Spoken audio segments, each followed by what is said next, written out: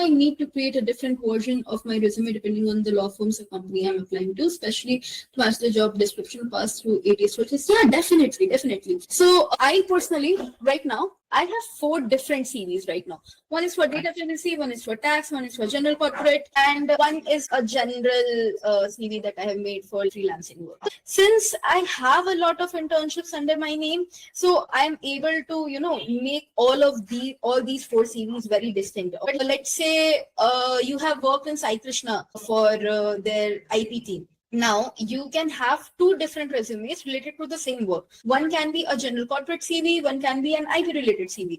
Why do I say so? Is because whenever you go for an internship, your work is not exactly limited to just one practice area. So if you go for an IP related, there are very high chances that you will get a lot of research work that goes on in any internship CV for that matter.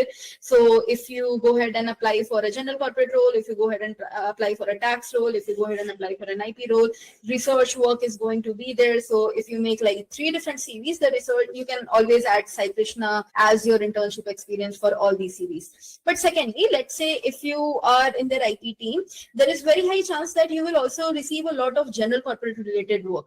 So make sure that when you complete an internship, the worksheet that you submit to them, make sure that you have a copy of that for yourself as well. So let's say if you have done like 15 works in your 1 month tenure, it's logical that you cannot put in all 15 works in your CV as well, right? Because again, you will have to put in 4 different names, at least 4 different internship areas. So you cannot put all 15 works here. So you can have tax related works in this column. If you are making a tax related CV, so you can always just include only tax related tax related works. A point being that if you are applying for different practice areas, try to make different CVs for different practice areas if you're applying for different practice areas. Also, as a rule of thumb, it's advised not to be in very complete different practice areas. So let's say if you have a very good general corporate CV, you can have a related CV.